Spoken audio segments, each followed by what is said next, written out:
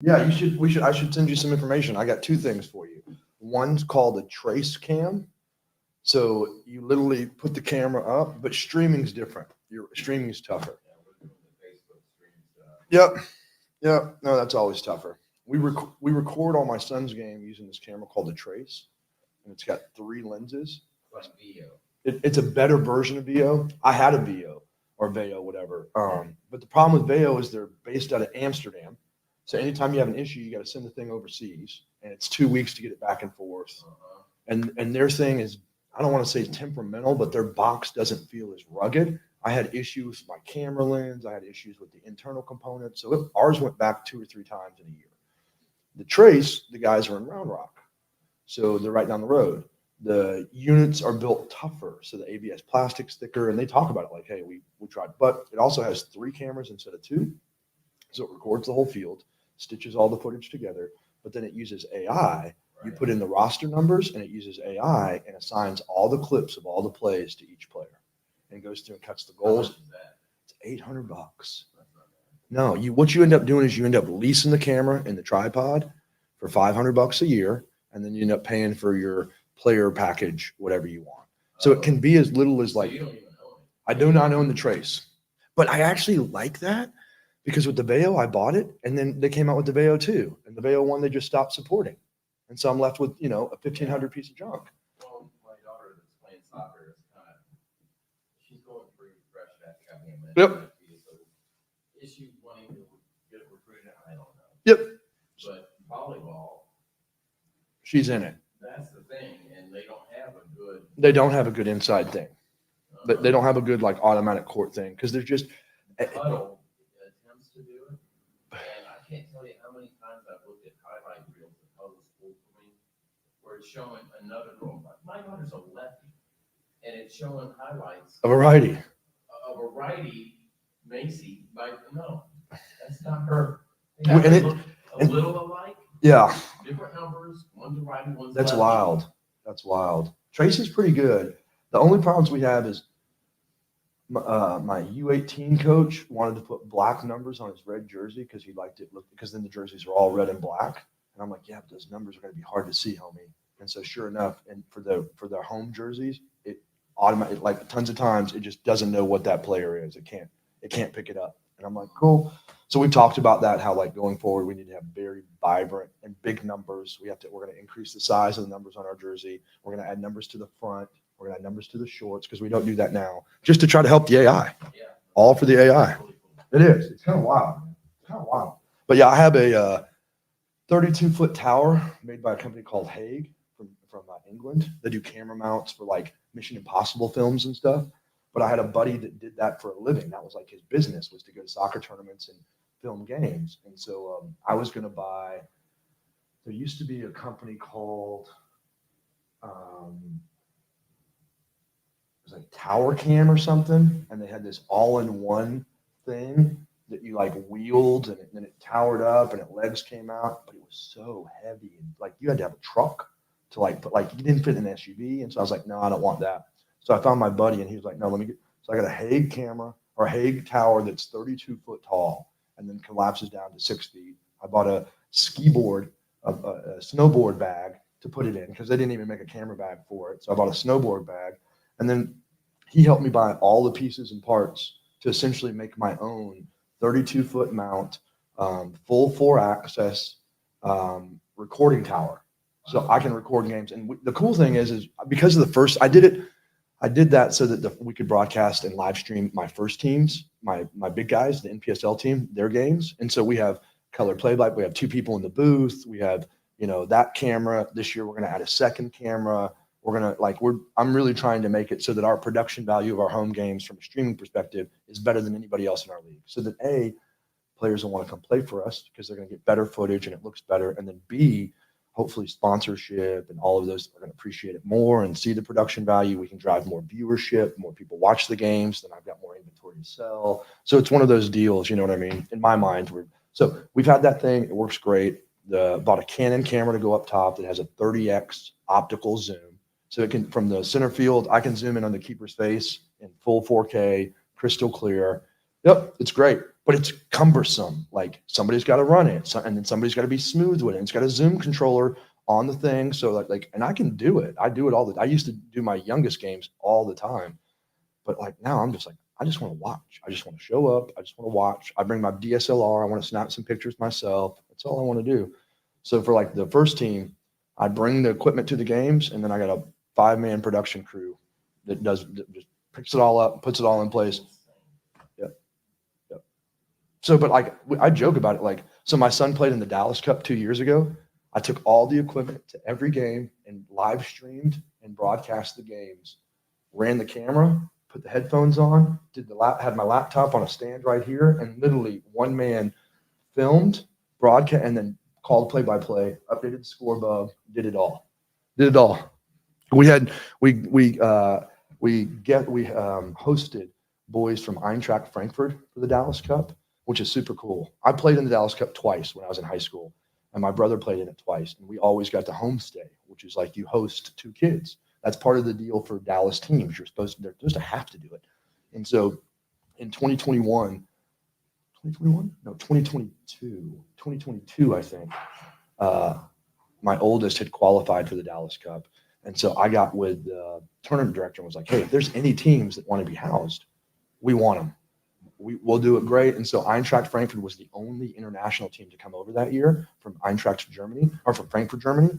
And we homestayed, we guest hosted. It was awesome. I had 4 boys in my house with my 2 boys, plus another boy from my son's team. So we had like 8 kids in my house. We turned our media room. We went and bought double queen or double pillow top blow up mattresses. So they all had like really nice blow up mattresses and made the whole thing. It worked great. And we had a blast. So I live streamed all the games on Facebook for their parents, right? Because I was like, if I was in the United States and Hayden was playing in Frankfurt and some guy over there, I would be so appreciative. It would just mean the world. So I did it, and they would all pop in on WhatsApp and message me during the games and comment on the Facebook feed. So it was great. It was awesome. It is. It's super cool. So yeah, dude, but that's me. Like, I'm just going to figure it out. This is what I want. So we create the world we want to see. No tomatoes, Kevin. No tomatoes, no fruit. I know they had tomatoes out there, but they looked fresh. Those will hurt. Just throw like.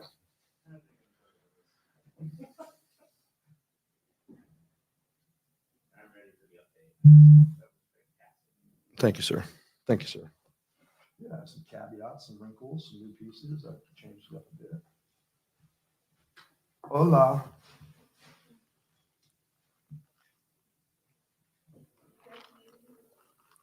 I'm super duper. I need like 2 more minutes. We got 2 more minutes. Yeah, we're good. No worries. Thank you, sir. Gochneaur. My last name. Gochneaur? Gochneaur. Thank you. You're welcome.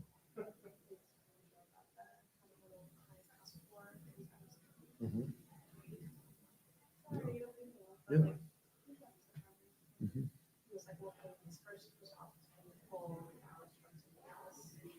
Which we can. That wasn't the first thing I thought of. Joe's, yeah. Oh, Roger. Oh, okay. Cool. I thought you were talking client Joe. I was like, Sorry. I gave them some recommendations on the business profile. And they're like, okay, here are the questions that, because I was like, okay, we need more emphasis. But like, as far as actually executing, we don't do, like, that's not our agreement. Yep. Yeah, can we? Which is, I feel like, more favorable response than, sorry. Yep. No, 100%. Hey, we didn't have that budgeted this month. What we can do is we can push what we were going to do here, there, and we can do this. Or, you know what I mean? That's it. Perfect. For CRM. No, they need to be writing articles about like how to film commercials, why you film commercials, what are the different levels of filming, like, you know what I mean? Like stuff that's going to help people make decisions on, do I want to pay a production company? Why do we do a production company? What's the value of production company? We just did this with Insta. We just did this with Twitter. I mean, those are great pieces. 1 out of every 5 or 6. Yeah, but no, we need much more content about like, how do you do it?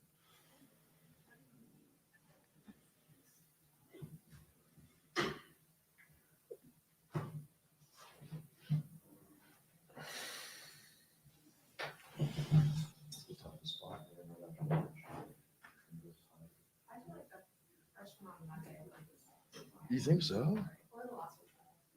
Last one today. At least it's like the last one starts at 2. Closing keynote. Oh, yeah, and then it's the closing keynote. You're correct.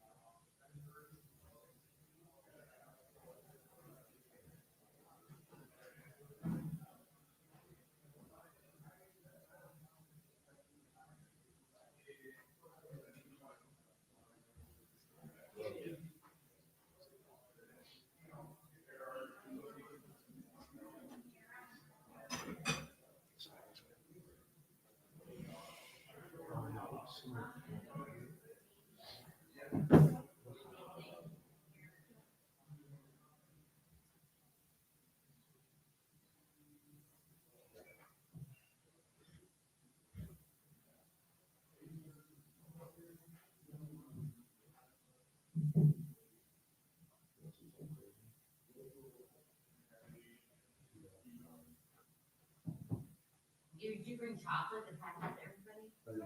You know, because we need a wake up after lunch. Hey, maybe I should get some Fenfin in my purse. That's it. Fin. Everybody remember Fin?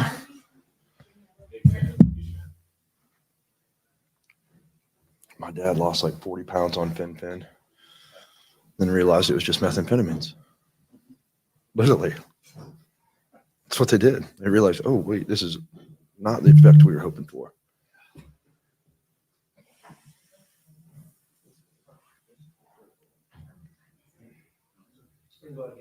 Love it.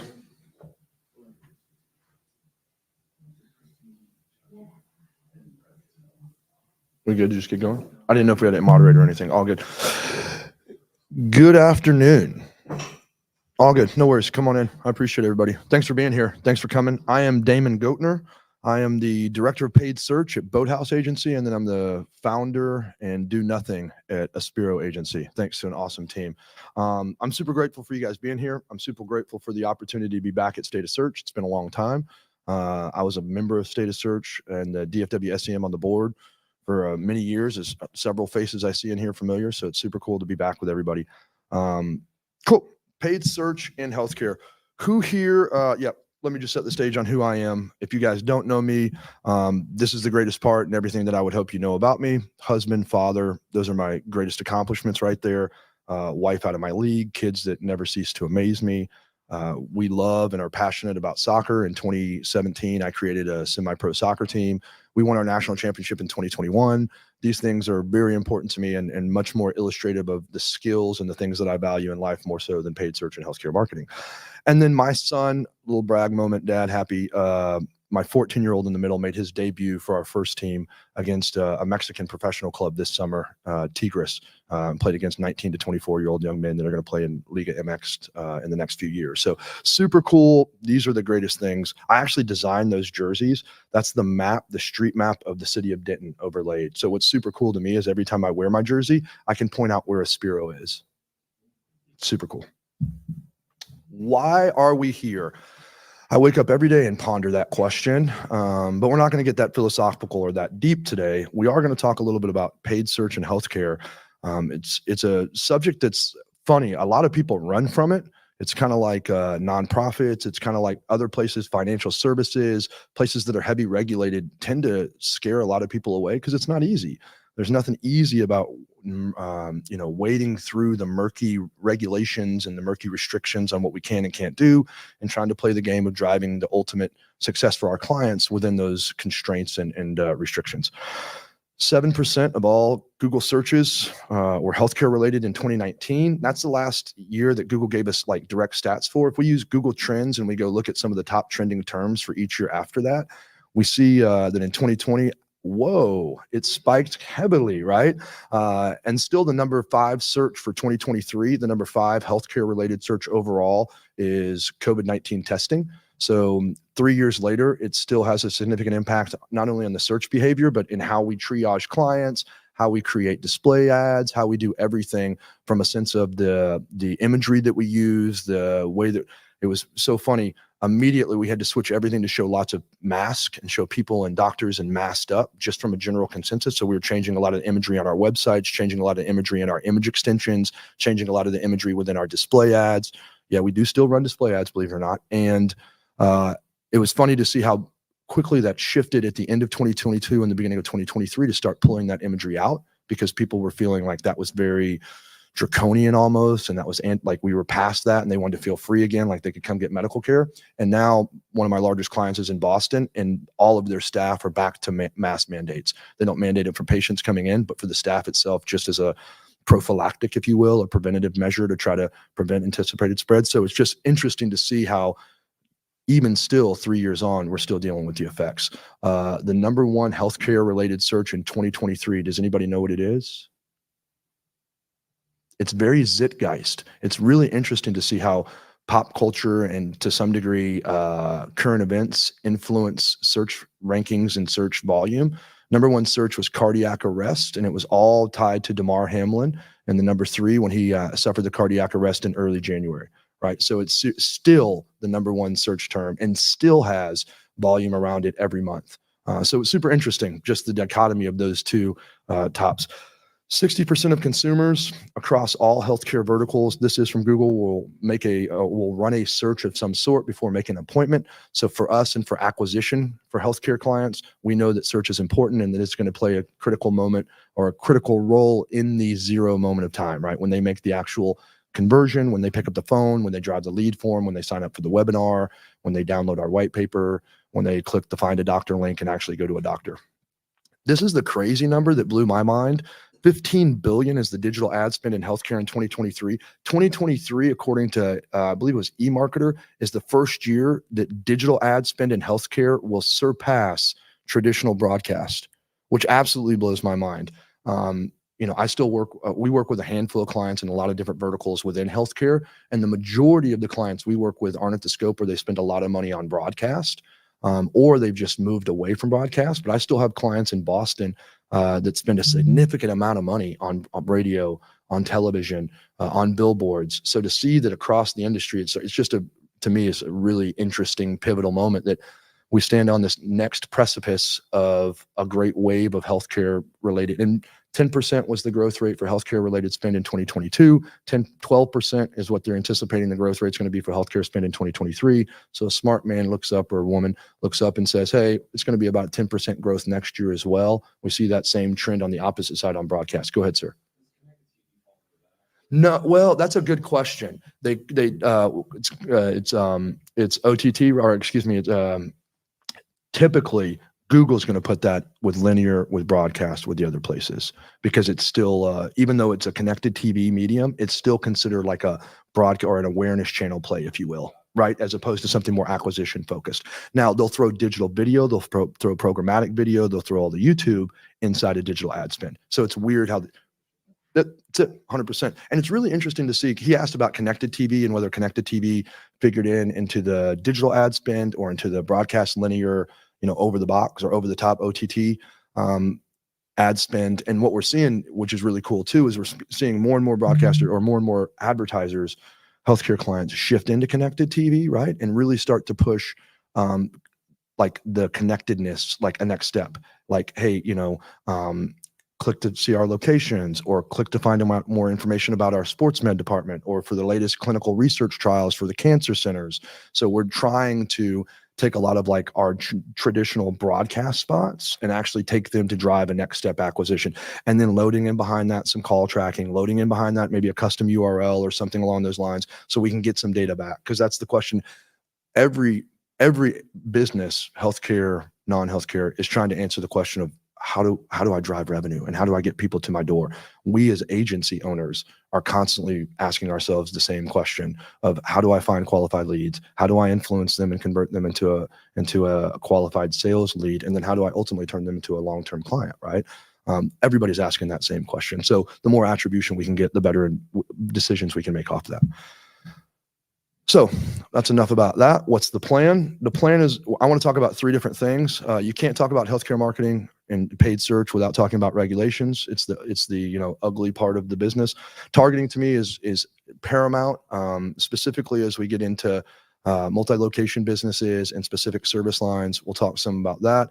And then the measurement side. I think too many times we go to paid search or healthcare marketing and we think, these massive systems. I deal with a couple that, just getting a pixel placed is like an act of God, let alone getting landing page updates made or getting phone numbers corrected or getting any of the things that I want that are actually going to drive performance. So we talk about measurement, and we'll talk a little bit about what we try to do on that side.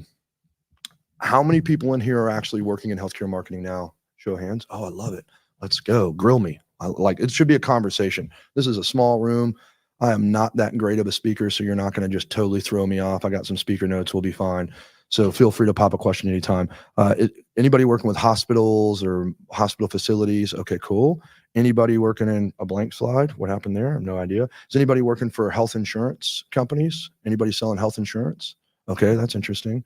Anybody? That was supposed to be, that picture didn't come through. Anybody working in pharma? No pharmaceuticals? Okay. That's the easiest one of all, baby. It's just, you take the whole deck, everything I'm going to talk about. If you work with pharma, you toss it right in the garbage and you just put everything on max conversions and you just start dumping those dollars in. That's what pharma does. Like every time we come up, for what it's worth, I work with a lot of bariatric centers. There's about 12 different bariatric centers within one of my hospital clients. So they have 12 different facilities. Ozempic is absolutely crushing our business. Like, it's unbelievable. We can see that when certain celebrities started to tweet out about it and it started to take off from a Zeitgeist moment when it was hard to get, we saw the bariatric surgeries just absolutely decline. Go ahead, Tony. We're not. No, we're not going after Ozempic. What we're seeing is that people are searching for weight loss, and Ozempic came into the market, right? And Ozempic is advertising on those searches that we used to have top positions for, and we're seeing all of a sudden Auction Insights is telling us, hey, bud, you got a new 300-pound elephant in the room, right? But nonetheless,